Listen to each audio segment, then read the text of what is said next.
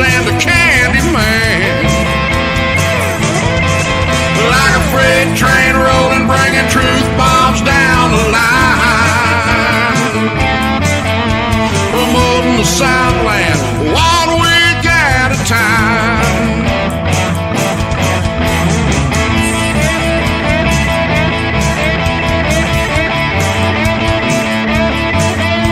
Promoting the Southland 1 week at a time. SCV Chat starts now.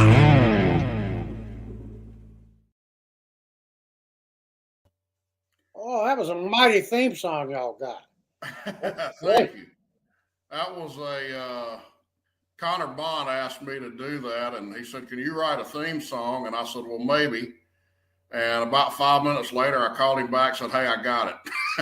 It wasn't a whole lot of work went into it. I just had to go record it then. But Monday night, everybody, here's the show we've all been waiting for, the 100th episode of SCV Chat. And we have as our guest, the one and only Mr. Ben Jones, who y'all all know as Cooter on the Dukes of Hazzard. And Ben, I can't tell you how proud we are to have you here, buddy. It's great to see you. Well, I can't think anywhere I'd rather be than hanging out with some good old boys down south. I hear you. Yeah, I hear you. I've traveled about every square inch of it over the years. I had some great jobs working on the railroad, and then in show business, touring a lot. And after I still got a band. We go all over and do personal appearances. But as long as I'm in the South, I'm home, wherever it is. I know. I feel the same way. I can remember coming back from Okinawa 30 years ago, 35 years ago. And when I got into Tennessee on my way home, I thought I finally made it home. And I still had about 6 hours to go. But we're glad to see you, buddy. And I'm going to get right to it. We've got a lot of questions and a lot of things to talk about, but real briefly, I know we're talking today, and you said you grew up in Virginia. Yeah. As a youngster, kind of in the Tidewater region, right? Yeah, I was born in Edgecombe County, North Carolina, down near Tarboro and Rocky Mount. But 3 weeks old, moved to Portsmouth, Virginia, which is right down on the docks, Norfolk and Portsmouth and all that, and grew up there. In a section house, railroad section house. We didn't have it, and this was in the 40s. Now, we didn't have any electricity. We didn't have any indoor plumbing, any of that stuff. But we're right in the middle of what was kind of a war zone, because Norfolk and Portsmouth, that's the biggest naval base in the Atlantic there, and the Norfolk Navy Yard, the Marine Barracks, Oceana Naval Air Station. So my first memories are World War II. And we seemed to be in the middle of it. There was, big Navy dirigibles, blimps overhead, going overhead. They were looking for German U-boats off the coast. And we had troop trains coming in and out of the freight yard, and the biggest ships in the world coming right by where we were. So I was kind of, that affected me a lot, I think. Understanding. We had people, Mama had a couple of brothers in the Pacific, and we could hear the Naval Hospital was just across the water from us, and they would play taps every time a young Navy man died or a Marine, something like that. And we'd hear that a lot. And my older brothers and I, we rigged up this little flagpole, and we'd bring it down to half mast when we heard them playing taps. So it was an interesting place to grow up, and right there was all big railroad and locomotives coming in and out, and ships going by. And it was a good place to grow up.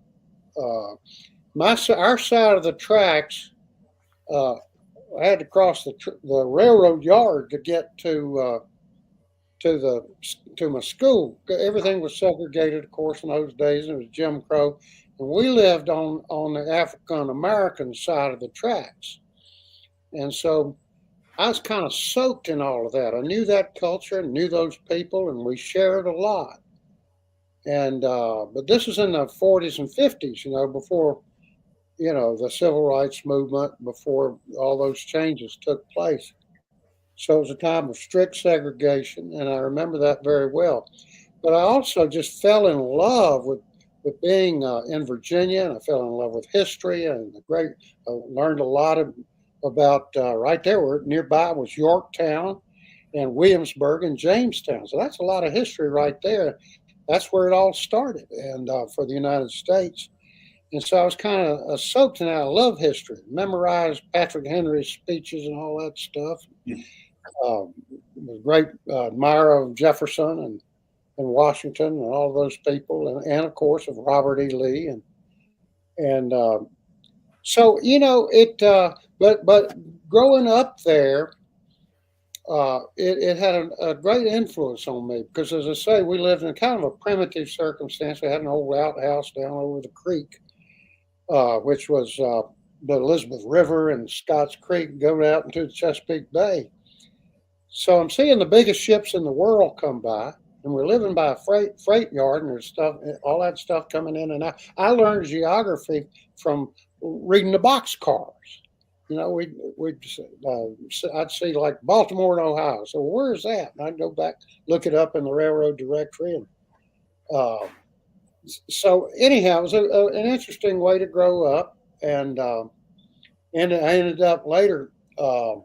Just by great fortune, ended up at because I was a feckless student, and I should mention I was a teenage alcoholic, and I drank from the time I was a kid to when I was 36, and nearly died from alcohol. And Wow. by the grace of God, I got sober, and that was in 1977. So 45 years I've been sober. And in those 45 years, it's like having lived two different lives from the one I had before. And I got sober, and within a year, I was on the Dukes of Hazzard. And that started in 1978. And in 1988, I got elected to Congress. And it all goes back to 1977 when I was dying on the floor in Atlanta from booze. And I just said one thing. I said, "Please, God, help me." And He did. And I've found the greatest fellowship among other people who are recovering alcoholics. I don't talk much about that, but I wrote a book about it. I wrote a book, I don't know, 10 years ago, 12 years ago, called Redneck Boy in the Promised Land. I told my whole life story, and it went into all of that. But the greatest blessing I've got is the blessing that the Lord bestowed on me, and that was sobriety. And I started a whole nother life, and it's been a happy one, and fairly successful, I guess you'd say, in show business and politics, and now in business with what we do. So, but I've always loved history, and growing up steeped in it like that, where you could go 20 miles, and there was Jamestown and Yorktown and Williamsburg and all the great Civil War battlefields. And there was, learn about the Washington was Virginian, and Jefferson and Madison and Monroe and on and on. It was the cradle of America, really. And so, and I did love history, and I've always studied it, and I've got a couple of libraries full of it now. And anyhow, it's been an interesting life. And but I always identified, I still and always will identify, not just as an American, but a Southerner. I mean, a Southerner. That's just in my DNA. And both sides of my family and all the folks on both sides fought for the South. We've always been hardworking people, farmers, railroad men, and the salt of the earth. And that's why I so much enjoyed working on the Dukes of Hazzard. I'd had a long career before that came along. But like I say, I was my own worst enemy back in those days when I was drinking so much. But I did a lot of plays, I did a lot of movies, small parts mostly, and had a lot of fun doing that and learned the way. But once I cleaned up my act, my life just took off. And I'd had a part in Smokey and the Bandit. Now, I know people have seen that movie 50 times and don't know I'm in it. But right at the beginning of it, it's a long. So we've got some time. I'll tell the story. that was in 19, I think that's back in, I don't know, 76 or 77. There were a lot of films like that coming in and shooting around Atlanta. I got a call. It was about 5 o'clock in the morning. I'd been out raising cane all night, and wake up and who's calling me at this hour? And it was a casting director. So we need you to get out to the fairgrounds at Lakewood to do a little part in this movie. I said, oh, all right. So I, sort of drink coffee, spilling all of them. I drive out there, and it's Smokey and the Bandit. And it's this huge set. And Burt Reynolds riding around and all this stuff. And I had this little line, and I know people have seen that movie 50 times. And they know, because at the beginning of it, Big Enos and Little Enos, they come in and say, hey, Hoss, you can tell me where I can find the bandit. And my line was, I haven't seen him. So I southernized. I said, I ain't seen him. And that was it. I had cut. All right, you're done. You can go. And I went back home, went back to bed. It still wasn't 7:30 in the morning. I woke up about 2 o'clock in the afternoon with a terrible hangover. I said, I dreamed I was in a movie. Like that. But here's the thing now. It was the scripts I haven't seen him. I turned it into one word the way we do in the South. So I ain't seen him. So I was just the same. I ain't seen him, and I said, okay, cut. Now, I've made a lot of movies and films over the years, but for those 3 words, which I turned into one word, about every 3 or 4 months, I'll get a little check in the mail for, I don't know, might be $19.12 for the 23rd rerun in Sweden or something of Smokey and the Bandit. But I figure over the years, off of that, I've made about, I don't know, $12,000 a word. Wow. Anyhow, Wow. that was a great career. And George, of course, took off for filming and everything. So I was in the right place at the right time when the Dukes of Hazzard started. Now, how did you end up on the Dukes? Well, I had just been in the right place at the right time.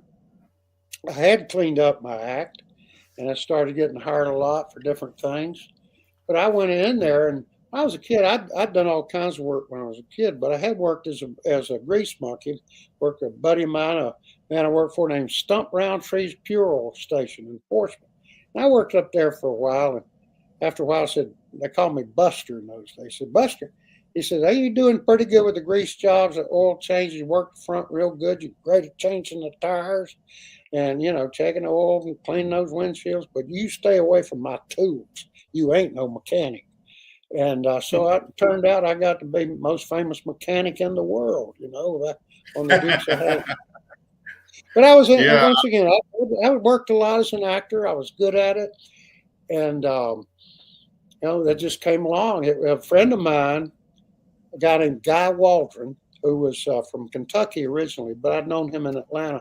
And he had run into an old boy, a moonshine runner named Jerry Rushing, who was a great character from North Carolina. And he did a movie based on Jerry's stories about running shine up in the hills and called it The Moon Runners. And I had a small part in that movie. It was kind of loosely connected to Thunder Road, which was the first of the Moonshine movies. 1957, Robert Mitchum did that.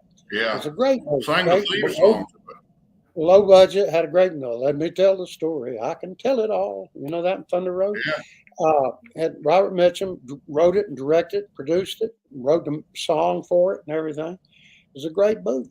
So this was kind of loosely based on that kind of idea, the Moonrunners was. And he had Robert Mitchum's son, Jim Mitchum, who had been in Thunder Road, doing one of the parts in this Moonrunners. And I had a small part in it playing a revenuer who arrested the mule who was hauling the sugar up to the still. But anyhow, so about a year later, there was a time when the South was, Jimmy Carter was president. Burt Reynolds was doing all those movies. NASCAR was taking off. And he had done Smokey and the Bandit, which I had a small part in. And then so Guy Waldron took that Moonrunners idea and turned it into the Dukes of Hazzard. And it came to Georgia to shoot in the fall of 1978. And I was assured it was going to be filmed in Georgia, all of it. We did the first 5 episodes, and then they said, we're going to move the whole thing to California now. So there I was, because I just dedicated to the South. I'd been to Los Angeles, had no interest in Hollywood. But they paid for me to fly back and forth. And they didn't know how long it was going to last, but went for 7 seasons, 7 years. I'm flying back and forth. Got a lot of frequent flyer miles, but had a wonderful home in Georgia and loved working in California. That show had the greatest cast, the chemistry, the fun of that. It's still going strong all over the world, and we're still having fun with it. And we started filming in 78, so that's been 44 years ago it's been going, and it's still shown. The DVDs and Amazon Prime and all that, and it's shown all over the world, and they've made feature films. It just keeps going on, and we just continue to have fun with it, even though I've done a lot of other things. But it was also a way, and this I love about it, because my love of the South, I didn't want to go to California. I'd been out there, didn't like it, was loving Georgia and helping to build a film industry there. But it was a positive show about the South. The way we've been put down for so long and basically slandered by the national media and all that. But here was a bunch of proud, and they were simple country people. But it was also a show like those shows I grew up with on the Saturday matinees. I remember Roy Rogers and Gene Autry and Hopalong cast. And they were the good guys and the bad guys, and you knew which was which, and had a lot of action, had great music, always had a pretty rancher's daughter, had some slapstick comedy and a comic sidekick. But the good guys always won. And the reason they won, us kids knew it too, was because they always did the right thing. They made the right one. Gene Autry and Roy Rogers, and there's no cussing in those movies, no blood, and the good guys won. It had a happy ending, and we loved that, and we looked up to those heroes, and that's what the Dukes of Hazzard was. It was sort of like one of those old westerns, Saturday matinee westerns, with cars instead of horses, and the good guys always won because they did the right thing. And we had prettiest girl in the world walking by the camera every once in a while. Great action, slapstick comedy, and that stuff never gets old. You can watch that show right now, and it looks like it might have been filmed back here in the Blue Ridge Mountains last week. Yeah. It was a UC ball cap, and we wear ball caps, we work shirts, and we drive old cars on dirt roads. And it's the heartland of America. And it got ratings that are undreamed of now. I mean, you couldn't imagine 30, 40 million people a week watching on Friday nights. See, there weren't but 3 networks. No show even gets 5 million people now. I can remember.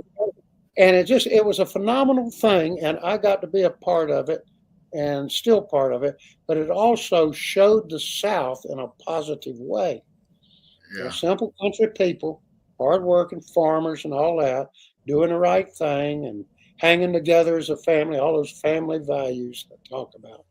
And that's the one show that they went after, that the left went after to get it off of television because of the Confederate battle flag, the St. Andrew's cross, that Christian cross on top of our car, the General Lee. They went after that hate symbol. And that's just, we know it's BS, and we fight back. They don't understand that about us, And I think I mentioned to you when we chatted one time that, I was in the civil rights movement. As I say, I grew up on that side of the tracks. I grew up with black people, and I actually have some black heritage in my family. I'm descended from a slave back on the eastern shore of Virginia. So I know what I'm talking about. I went through the civil rights movement. I went to jail, and I got shot at. And I had it out with the Klan too. But I thought that was the right thing to do, and I still think it's the right thing to do. And that to me is what the South is about. We've always, despite all those troubles, the best people in the South not only looked out for one another, but really genuinely cared and loved each other, black and white and red and brown. And we've experienced this wonderful region together for hundreds of years now. So when did I get preaching sometime, but when I people hear you. start Hey, preach on. that we're all bigots and that we're all hateful because of a flag with a Christian cross on it, the cross of St. Andrew, who was, crucified in that X like that. It's an ancient symbol. I mean, it's on the flag of Scotland, flags all over the world. And that's the thing they come after because they don't know history and they don't know, they want, just to attack and attack and attack, to attack the Confederacy, which is ongoing. When they start taking, statues of Thomas Jefferson and George Washington out of the capital of the United States, I mean, there's something weird. The train is off the track, and what it's going to take to get us back on the track is, as Dr. King said, the sons of former slaves and the sons of former slave owners dining together at the table of brotherhood. I mean, that's sharing the things that are good about our culture and good about our society, and there's lots of them. I mean, we're a place of great songs and stories and music and tales and work and weather. All of those positive things that we love about the South are shared by people of all colors.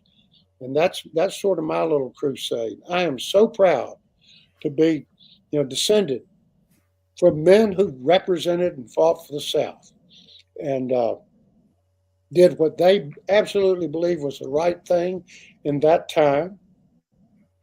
And to see them slandered now by the left and the media, and to see our cultural, our ancestry, and our ancestors attacked in this vicious way, and it goes on and on and on. I think I mentioned to you the other day in Culpeper, Virginia. Culpeper was an Englishman who hardly ever came. Lord Culpeper, he could have cared less about this place.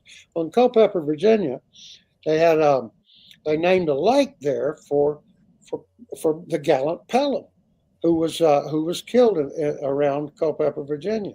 It's called Lake Pelham, and the county council the other day, supervisors got together and took Pelham's name off of that lake because he was a Confederate soldier.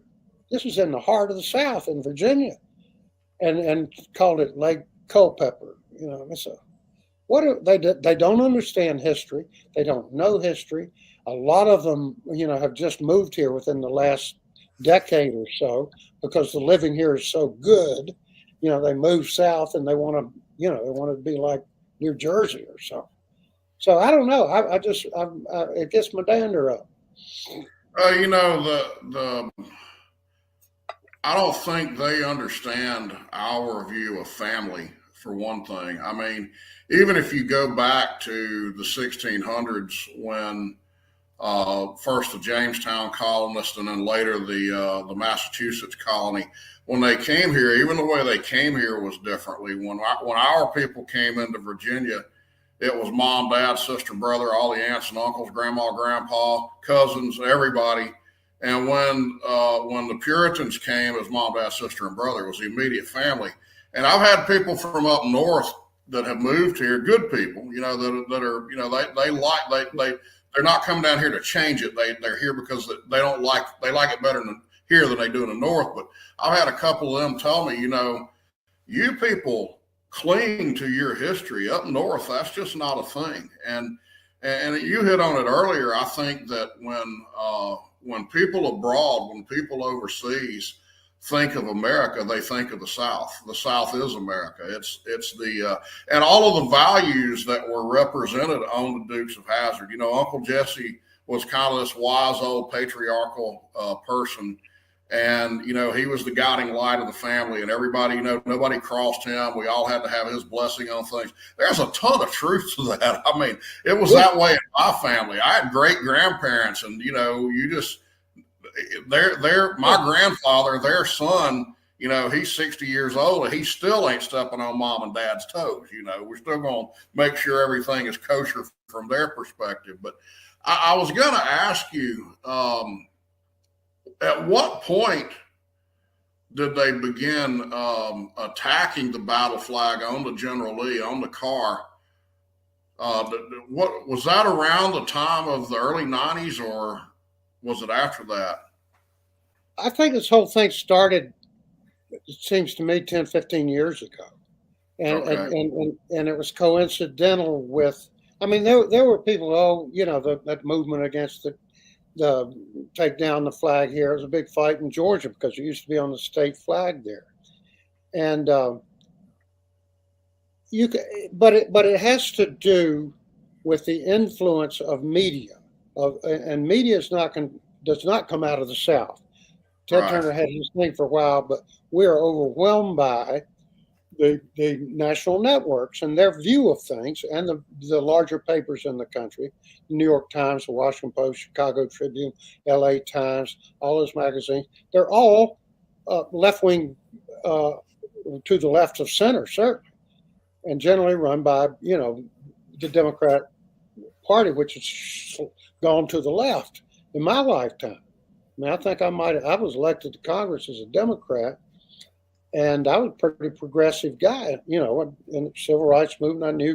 I knew personally, I knew the King family, and I knew John Lewis very well. We had our offices right next to each other in D.C., and Andrew Young is still a friend. I talk to him all the time. But, suddenly there was a shift, and it became an easy target for them to say, take down that flag, rebel flag. It stands for this and it stands for that. Without the people, it's been my experience that those people don't know that they haven't studied the history. They don't know why what they don't know jack boot about it. I start saying, well, did you ever read, Abraham Lincoln's first inaugural address, where he proposed making the Corwin Amendment to the Constitution? He supported that and wanted to become a permanent part of the Constitution. And the Corwin Amendment would have guaranteed slavery forever. That was Lincoln now. It would have made slavery permanent. And so they just don't know those things, I guess, or they conveniently overlook them so they can make their arguments. It's a journey. Anytime you have an experiment like America, and we've been through all this. The descendants of Confederate soldiers have given their lives in Vietnam. We've given their lives in Korea. They gave their lives in World War II and World War I and the Spanish-American War. I mean, I don't know Joe Wheeler, who was the youngest Confederate general, rode up San Juan Hill with Teddy Roosevelt in 1898. We're patriotic people, and it isn't about what color you are. As I said, my DNA's got a little bit of everything in there, and but we got to pull together. And these people will divide us, and they divide us for partisan reasons. The other part of that has sort of exacerbated this whole debate is coming from academia, and that whole of political correctness, of cultural cleansing. That's what this would be called, where people can go back and say, well, that offends me. It offends me. They don't even know it's a Christian cross. So they don't know the history of the war. They don't know why that really happened. So the South is still whipping boys, still the thing they can kick around after 170 years it's been. So 160 years. So they don't know. And you're dealing with people who are ignorant. They don't understand that that's the Christian cross of St. Andrew. They don't understand that it was a battle flag. It represented no government. It was the common soldiers out there. Most of whom, just like most people say, own no slaves. It wasn't about slavery to them, and it wasn't about slavery to a lot of us. But it's mixed up in that very hot button thing. The minute you start talking about race, you've got anger, you've got resentments, you've got people get their backs up. And having been a part of the civil rights movement, I was so proud of what we accomplished. It's sort of like we took down Jim Crow. We took down, white only, and that whole ongoing insult to black people that they had to deal with every day. You can't come in here. You can't eat in here. You can't sit up front in this bus. Or that's just wrong. And that's changed, but now they're going after these historical things, and you cannot judge the past by the present. You can understand the present in relation to the past in terms of, well, we've come this far, we used to do that, but we made a little progress there. But some of these things are positive things, and history and heritage. This country came together, and young men and women of the South of all colors and all races came together and served their country, served the United States of America for the protection of everybody. And we're given, it's sort of like it's an easy target. It's an easy target. Take the Dukes of Hazzard off the air because of the car and how that's somehow I don't think I've ever met any black people that didn't watch the Dukes of Hazzard. There was no racism in Hazzard County. I mean, the last thing on anybody's mind. We treated everybody the same. That was the great thing about the show. People recognize those family values. Do the right thing and treat everybody the same. And Uncle Jesse, you go back and tell that woman you're sorry you knocked over her mailbox, things like that. So it was always do the right thing, and we had a huge, and still do. I mean, we do this. I still have Cooter's Place, and we have a lot of fun with the show. I can't tell you how many black folks come in there all the time. Our neighbors around the store, they love it. They love it. They love the idea. They relate to it because the Dukes. A lot of people could relate to it because the Dukes were always up against the man, the bank and the boss hog and the guy that ran everything. And the Dukes were, the underdogs. And so I think a lot of people related to fighting the system, that's what we did.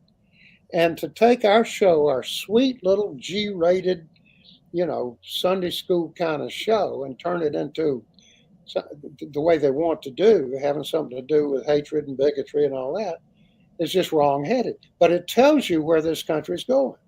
And it's coming out of academia, and it's coming out of cultural Marxist principles, which, French cultural cleansing, political correctness, and all those things. It's just, they can, as far as I'm concerned, they can fold it 4 ways and put it where the moon don't shine. And I'm going to say that. Go ahead. I'm sorry. You and I were chief of heritage operations for the SCV, one right after the other. I think you were there 2014, 2016, and I came in right after you. And I know during that time, it seems like the bottom really fell out. Yeah. I mean, you had the lead up to New Orleans, which was just a travesty. You had Charlottesville occurred, and then the attacks on the monument in Richmond. Later, we got into Memphis, and it came upon us really quickly, like a tidal wave. Yeah, I mean, and we were getting hit from all angles. And I know you and I, over those 4-year periods, I mean, we wrote a lot of press releases, and I mean, I was always trying to come across as the voice of reason when I really wanted to bite somebody's head off, But I read an article the other day by a left winger who was attacking the South, but the part of the article that really got me was that he was just incredulous that after all of these years, the statistics and the polls still show that people love the South. They don't hate the South. They don't hate the flag. I mean, even a large percentage of Black Americans say it's just history. And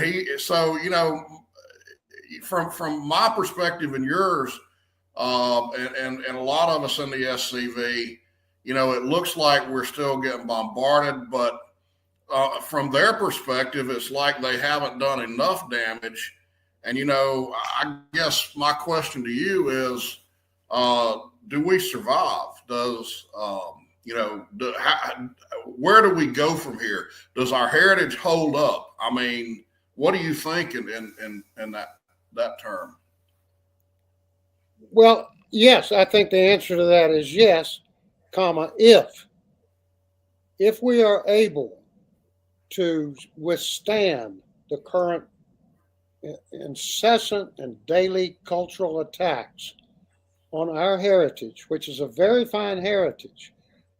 The descendants of the Confederacy, as you know, have fought in every war since, and bravely, and medals of honor and all that. Audie Murphy and Sergeant York and all those guys were just good old boys who are American heroes, fought the Nazis and fought the World War I. So we have to emphasize those things, that we're simply not hateful people.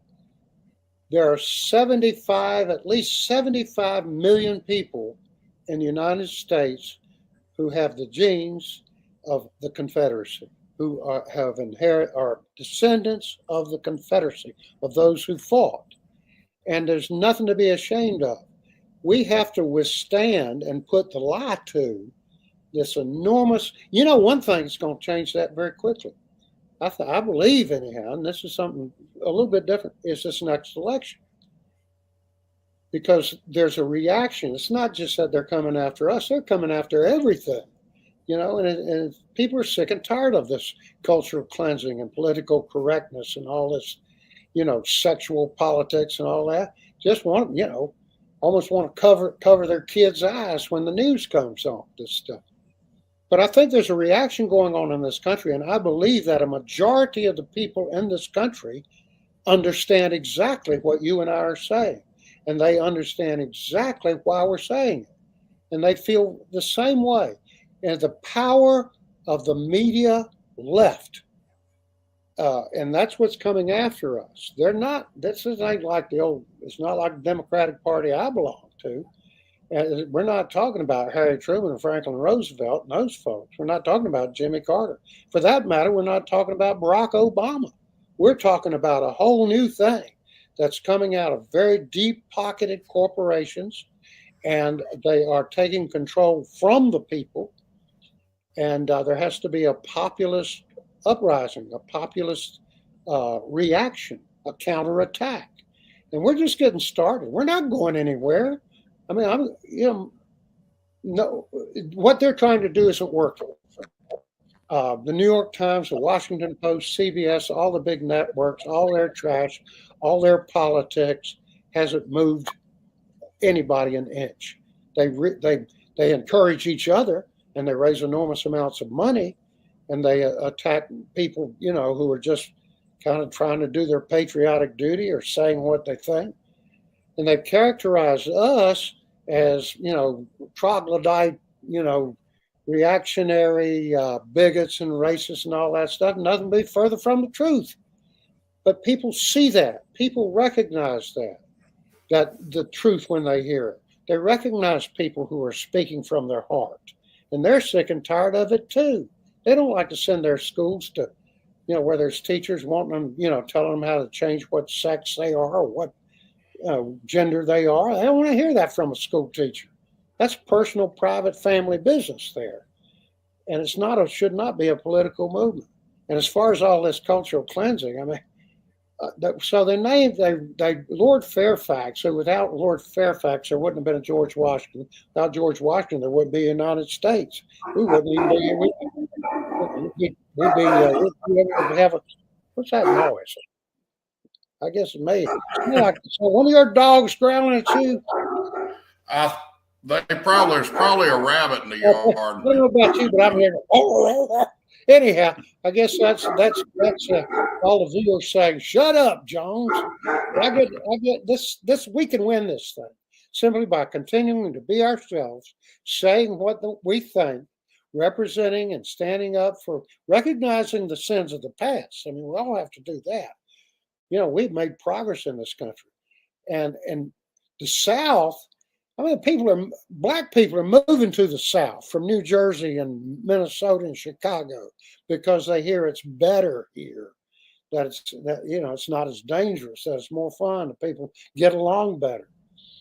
So no, I think we're winning, and that's why they're so upset. It's just it's terrible what's going on, and they can pull down statues like that. That thing that happened in Charlottesville was a total ruse. People just out there saying, no, the statue, very simple thing. This is a man. Generally he was a complex man, but he was a good man and a Christian man. He was of his time, and we honor him as we honor our ancestors who were on that side of history. But they wouldn't hear that.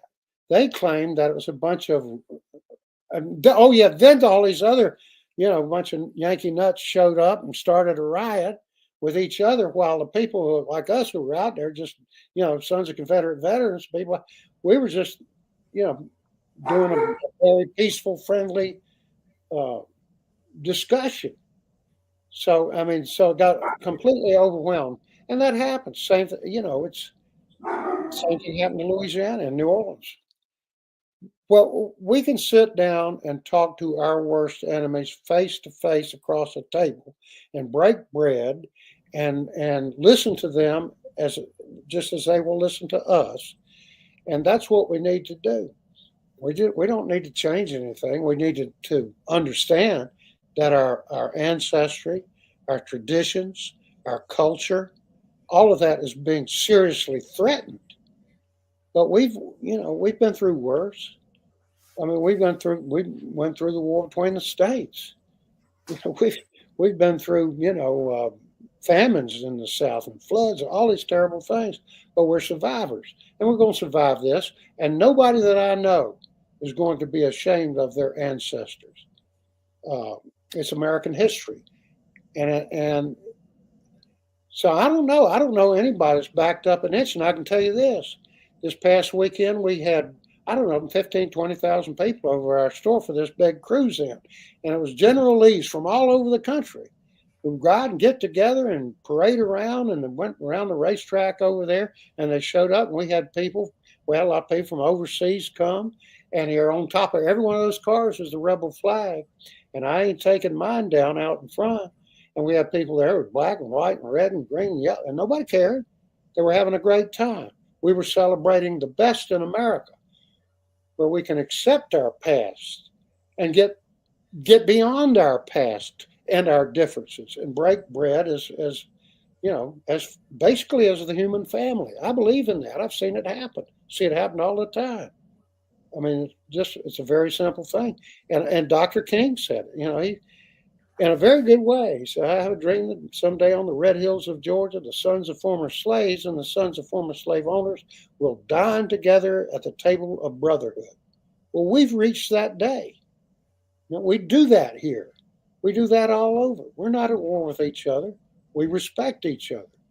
And I think the Dukes of Hazzard really promoted that thing. I think the Sons of Confederate Veterans stand for that too. We're not bigots. We're not hateful people. But because of the power of the media, they have gotten to define us. And we have to hold the line. We cannot let them define us. We know who we are, and we're good-hearted people, and we're not bigoted people.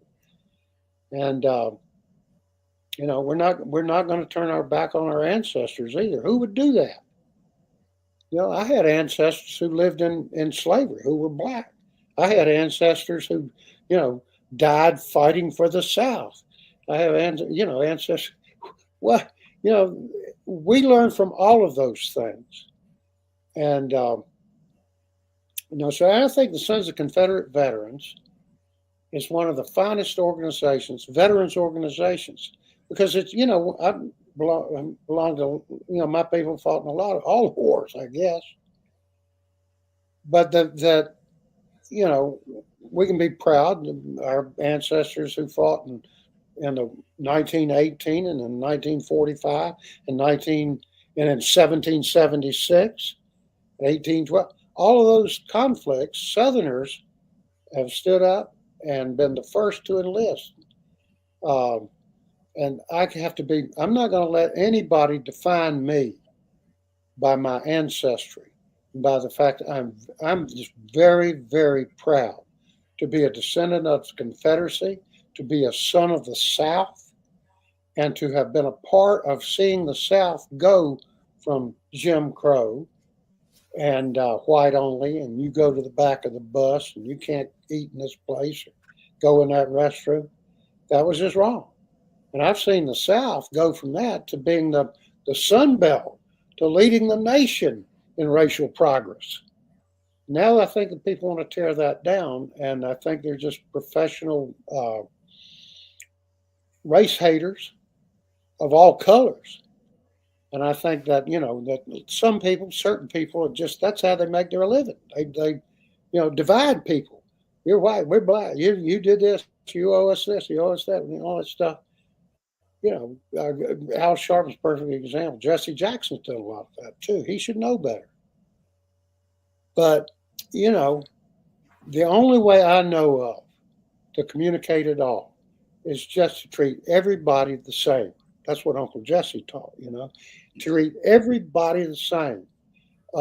Greet them as a neighbor, and until they give you reason otherwise, do right by them. Just look them in the eye and tell them the truth. And I've seen that in my life. And we have people come to our store because of the Dukes of Hazzard, which is a Southern show, flew that flag proudly. There was no racism in Hazzard County. It was a happy place where everybody looked out for one another, and people come from all over the world to our little store and say, we love this show. I've had people come from Italy. Come walking down the road from Italy. I do these Zoom calls like this. I did one with a guy from Italy a couple of weeks ago. He was a policeman in Rome at the Vatican, and he grew up with the Dukes of Hazzard, and he was so happy to do what you and I are doing. He was crying. It was like, so we made people happy all over the world, and there was no racism in Hazzard County, and there was no hatred, nothing like that, never even a whisper of anything like that, because of Uncle Jesse's moral authority. Came right from the Old Testament and the New Testament. Treat everybody the same. And I think we have to teach our children that. But because there are forces that want to divide us and are working very hard at that every day, we have to stand up to them, and we have to make our position absolutely clear. We're not hateful people. We're not bigots. And we're certainly not ashamed of the actions of our ancestors, or the Christian cross of St. Andrew, which we proudly display. Yeah, and I think we have to, and most importantly, or certainly equally as important, is pass that view down to our kids, and maybe that's best done by our own example. A lot of youngsters. I know I'm seeing more and more young people come into the SCV. A lot of them probably are watching this right now, and that's a great thing. But hey, Moose, if you can hear me, do we have any questions from any of the audience out there for Ben? Where you at, buddy? There he is. We getting any questions that anybody would like to ask? Someone asked one a while ago. Let me see if I can find it. Christian Lee asked, "Did you do any jump stunts?" Yeah, yeah, yeah. In fact, I jumped a Rolls Royce one time accidentally, but I was in a few, and I did a lot of the driving. But when you saw the long jumps, across a river or between two mountains or something, that was professional stunt drivers, and we had the best in the business. And some of those guys set world land jumps just in the course of filming the show. And we still do that. We get together and jump a car, tear up cars every now and then. We did one in Nashville at the fairgrounds. We had this huge Dukes Fest there. And Alma, who was it that jumped that car? Corey Eubanks. Yeah, it was Corey Eubanks, who's one of the great stunt drivers in in Hollywood. His father was Bob Eubanks, the game show guy, and he grew up right next to where we filmed. When he was a kid, he'd sneak into the lot at night and hotwire the generals and drive them around. Well, he was a stunt driver and he worked on our show. He jumped a car, a General Lee, a ramp to ground. He hit the ramp, flew through the air, and I think it was 247 feet, most of a football field. And that's a big car. And we did that live. And Corey, I think, was about 3 or 4 inches shorter when it got out of the car, but we stretched him back out. So we still get together and wreck a car every now and then just for the fun of it. Any other questions? We got one from our Chief of Heritage Operations, Mr. Ron Kennedy, asking, did you ever have to help Hollywood folks understand Southern talk? Absolutely, yeah. Yeah, I would. In fact, I had to, those Hollywood writers, they try to do this Southern dialect, and they were nice old guys, but, from New York or Hollywood, and they're out there, and they'd never even been to the South. So I said, well, I think people picked up on what me and Sonny Schroyer were doing. Sonny's from Valdosta, Georgia. And Jimmy Best he was from Kentucky. So we had the real thing going, And I would Cooterize. I'd take the script and say, what in the world? Nobody'd ever say that. So I'd just rewrite it in Southern dialect.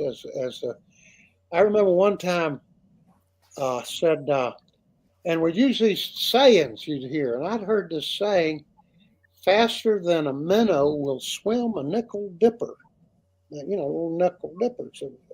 So I said, I'll be there faster than a minnow will swim a nickel dipper. And everybody said, what did he say? What did he say? So we did a lot of things like that. And they had, I wrote this CB thing, and it would say, breaker one. Does anyone have their ears on the Hazzard net? Come on. Crazy Cooter. Coming at you, something. So I took that. I said, let me play with this a little bit. I said, breaker one might be crazy, but I ain't done crazy. Scooter coming at you. Any y'all do boys home in the Hazzard net, come on. And we got doing things like that. And the writers just said, let them take care of it. They were nice guys, but I don't think the only time they'd ever been in the South was in boot camp at Paris Island or something. And they wanted to forget about it. They were not Southern guys, but, we had so much fun doing that, and I hope we represented the culture well. I mean, they were good. The good guys always, like those old Westerns, like we were talking about before. The good guys always won. Nobody ever really got hurt. Nobody even bled. And, always had a happy ending. And it was a family that hung together and looked out for each other, even though they did not have much. They put family first and doing the right thing first. And I think that's just like those Gene Autry and Roy Rogers things we were talking about. You can't beat that. That's a good message. Not sophisticated maybe for some people, but it was a whole lot of fun doing it. And our show, unlike every other show that was on then, is still going strong all over the world. And we're very, very proud that our flag, the St. Andrew's Cross, the Confederate battle flag, which my ancestors fought under, is on top of that car. It's a great piece of American history. And I'm always saying we need to come together and have fun, just like we did in Hazzard County. No hatred. There was never even a scintilla of racism on that show. And that's the way the world ought to be. Any others, Moose? We got a couple more here. We got one from Mr. Jeffrey asking, are you a lifetime member of the SCV? Yes. Yeah, I have been for quite a while. And on behalf of several people, one I mentioned earlier, maybe when we were talking on the phone about Gabriel Jacobs, who was killed at Fraser's Farm. He was a descendant of Gabriel Jacobs. After 4 or 5 generations, his namesake had been a slave.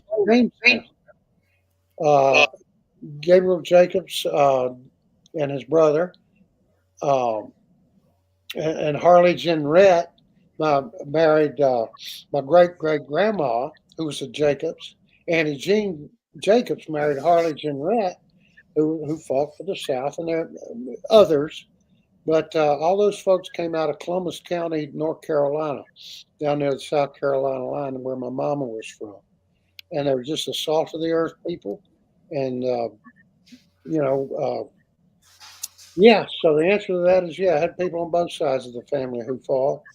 And the Sons of Confederate Veterans is one of the greatest, it's the most wonderful organization because, we understand it. We are Southerners and we understand it. We are descended from them. And I believe that they did absolutely the right thing in their time and place. They went out and they were fighting for Columbus County, North Carolina, or Rappahannock County, Virginia, where I am now. They were patriotic Americans, and they could not control those events beyond them. Those great political events that caused the rift in the American fabric, the tear in the American fabric. And nobody more than Southerners worked to put this thing back together. Nobody more than Southerners have represented their country at a higher percentage than anybody else. And we talked about this earlier and all these other wars. They were just fine men who, they didn't have a lot of them. None of them had any money. They were poor folks for the most part. But they understood, here comes an army and they're going to burn us out. So they went to fight. And they fought more valiantly. And I think military historians will tell you this, that it was one of the most extraordinary militaries. They were undermanned, they were under-equipped, but their courage and their valor and their love of each other and of their region, of the South, was what kept them in the field against overwhelming odds, year after year after year, until they had nothing left. And they were, some of them, when General Lee said, we got to put bring down, that's no, let's keep on fighting. The best generation of fighting men this country's ever produced, probably. So yeah, I'm proud of them. Any other questions there, Moose? We got a few minutes. Oh no, we can go as long as y'all want to. That's up to y'all. See here, we got a statement from one of our sponsors, Southern Flags and Quilts. They said they would be honored to make you a custom flag your treat. Oh wow! Well, you give me that number, and we will be in touch with them. And I would be honored to have something like that. And we will display it in our store. And I have to remind people. They'll come in. You got that rebel flag? You got that? And if I hear that, I say, wait a minute now. Have you ever seen the flag of Great Britain, or have you ever seen the great paintings of St. Andrew's crucifixion that the great masters painted? That's a Christian cross, and that's the foremost meaning of that symbol. And I think and if they don't like that symbol, they need to read their history, and they need to understand why that symbol was chosen. And it has a much higher meaning. And so a lot of people would be surprised to know that it's on the Jamaican flag also. Yeah, it's on flags all over the world. It's a common. Yeah. Scotland's the best known, probably. It's sure. And a lot of the Scots Irish tradition was in the South and fought and on the side of the South. Anyhow, any others? That's why I'm looking forward to that quilt. I'll get in touch with those. I might sleep under that quilt. I don't know if I'll put it up in the store or not. But. We'll definitely get the number to you. They're great supporters of the chat of this show, and we've been doing it. I say we, not me. I've just been doing it, guest hosting for a couple of months now. But Moose and Connor have been doing this. This is the third year. Yes. I think. Fourth year, and the reach has just been great. I mean, I don't know how many viewers. Moose looks like he's got another 40 or 50 years he can do this. That's what we hope. Yeah, we'll That's do what it. I hope. We'll do it. It's a gene. I think it's in our genes. We'll pass those genes on. Uh, we'll You see- this organization is I'm sorry. Go ahead. no.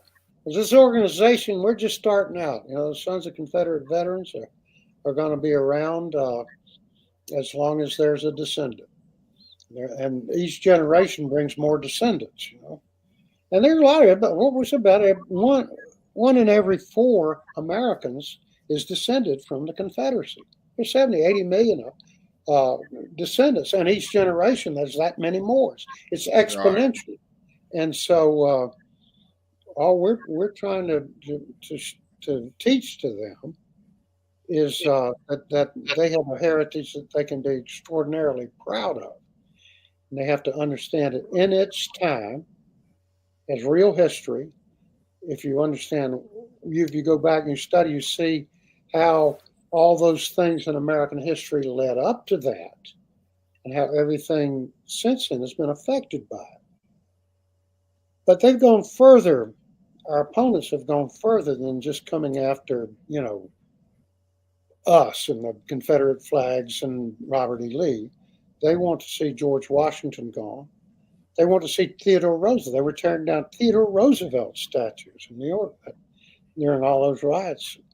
They want to see Jefferson gone, who created the Declaration of Independence. They want to see James Madison gone, the Virginian who was the father of the Constitution. They want to see George Washington gone off of every public building that there is and all those statues. The father of our country, without whom there certainly would be no United States of America. So they don't know that. We have to teach them our history, our common history. Got any other questions, Moose? We got a couple. Got a question and a statement all from the same person. Victor Smith from Florida said he'd be honored to make you a custom tumbler. Well, I'd be honored to get it. That stuff, all these folks, we've got 3 Cooters outlets. I'll do the commercial here. Cooters is a celebration of the Dukes of Hazzard, and people love it from all over the world. And we show the show. The folks who still were on the show this past weekend, Tom Wopat was with us, Luke Duke, and Dorothy Best, who was James West's widow, came and joined us. She was on the show. Wade Jennings is with us a lot, who was Waylon's grandson, sounds just like him. Daisy Duke comes to our stores all the time, and Rick Hurst, who played Cletus the deputy, and Sonny Schwartz down there in Valdosta, Georgia. He comes with all the family, and the family extends to everybody that ever watched the show. And it's a wonderful, happy, there's no downside to it. It's just we make music, we wreck cars, we just have a ball with each other. So we do festivals and things like that. So check out cootersplace.com. And we've got a store in Pigeon Forge and a store in Nashville right by the Grand Ole Opry. And we got a store here in the Shenandoah Valley in Luray, Virginia, where the great Luray Caverns are. And I can look out, if it wasn't dark, I can look out the window and look right up at the top of the Blue Ridge Mountains and see the Appalachian Trail and the Skyline Drive. I think it was one of the first scenic highways in America. It's a great place to visit. And there's no doubt, you won't find any hateful people at the Duke's place and at Cooters. It ain't about that. In fact, it's about the opposite of that. It's about, just like Uncle said, I think we were the last show on television where somebody, would say grace and read from the Bible. You children do right. So, it's a wonderful show. And people all over the world have enjoyed it. It's been shown in 8 or 10 different languages. And I've run into people all over the world who, Dukes of Hazzard, and just get happy. They're just happy to think about it. It's a fine thing. And I've also wanted to say this about this Sons of Confederate Veterans. We've got our priorities right. If you don't, it's caused us to study American history more than most people do, to understand the context of the war between the states, and to understand what went before it, and what inevitably led to it, and the mistakes that were made, and but no army ever fought more valiantly, with did more with so little, resources against overwhelming odds, and so we're proud of them, if not for the cause, for the effort. And I'm so proud to have their genes and proud of them and of my ancestors. And I don't see how anybody could have a problem with that. I don't have any problem with you know the descendants of the Union Army. Uh, I honor them, and I honored the sacrifice that their ancestors made. But they got to cut us some slack, if you know what I mean. We're good people. Any other questions? We're about 10 after now. Y'all want to wrap it up? I guess it's after 9 o'clock where Ben is. You and Moose and I are on Central Time. Ben's an hour ahead. Yeah. Well, I just, I'm so proud. I know that maybe some people are watching who are not descendants, or who are descendants who or are thinking about joining the Sons of Confederate. Dude, just it's a great organization, and it's something to be very, very proud of. And you're needed. We need you to speak up every day, to be proud of those ancestors and understand the sacrifice that they made in the time that they made it. In the annals of warfare, there's never been a greater effort under worse circumstances. And so I'm very proud of them. They did what they thought was right. And a lot of people who do study history understand that thing became inevitable, and that it could have been avoided and should have been avoided, and that that didn't happen. But that's okay. We're here now, all these years later. The Sons of Confederate Veterans. I hope, and I believe in the afterlife, and I believe that my ancestors are saying, "Oh, y'all, thank you. Y'all keep on doing what you're doing. Keep saying what you think. Keep standing up and talking back, and try to build bridges, and try to, spread light where there's only darkness about these issues." And I'm happy too that the Dukes of Hazzard has contributed to that in some ways. Still flies that flag proudly all over the world in a positive way, and represents, I think, the Southern culture, even though there's all that Hollywood stuff in it. It represents the Southern culture is something that is very positive and worthwhile, and good people living simple, honest lives and getting their priorities right. It's about family, and it's about home, and it's about the church, and it's about law and order, all those things, all those good, positive things. And I'm proud to have been a part of that too. So anyhow, I always ended the show this way, or ended my part. I would say, breaker one. Might be crazy, but I ain't dumb crazy, Cooter, coming at you. I'm down and I'm gone, y'all. Hey, Ben, I can't tell you how thankful we are. Everybody out there, we love you. We love the show. And I really, all of us, speaking on behalf of all of us, of all the people watching, and Moose and Connor as well, we just really appreciate you being on and doing this for us. And hopefully we'll have you back sometime soon. And yeah. I got one request. The next time you're going to be at your show, your store in Nashville, let me know, because I only live about 2 hours from there. I'd love to come up and see you again. So, well, I will let you know. My travel, has been kind of restricted. I've had a series of, I've got more metal in my body than the General Lee's got. I mean, I'd start naming my operations, and it would take us another hour. But I just turned 81. I slowed down, but I'm planning to get back down there and to Pigeon Forge once or twice, and as my health improves. And I certainly get to Nashville. It's a great location. It's right there, and right across from the Grand Ole Opry. I mean, Yeah. pretty good location. Yeah. Well, good deal, buddy. Well, hey, thanks again. I can't thank you enough. Great to see you. And thank Miss Alma for helping you get situated. I've got this real good deal. Miss Alma does all the work, and I get all the credit. It ain't fair. It ain't fair. But without her, none of this would have happened. Can't beat She's that. the one. He's the one that keeps the Dukes of Hazzard and Cooter's place on the map. We're on the radar screen, and we're doing great. Everybody in Hazzard County is fine, and we appreciate the support of everybody out there all over the world, really. So thanks y'all. Thank you. And was it Moose back there behind you there, Connor? Tell Moose hey too. It'd be a good name in Hazzard County. Thanks, y'all. Take care. All right, buddy. Thank you. We'll see everybody Monday night. Pull the plug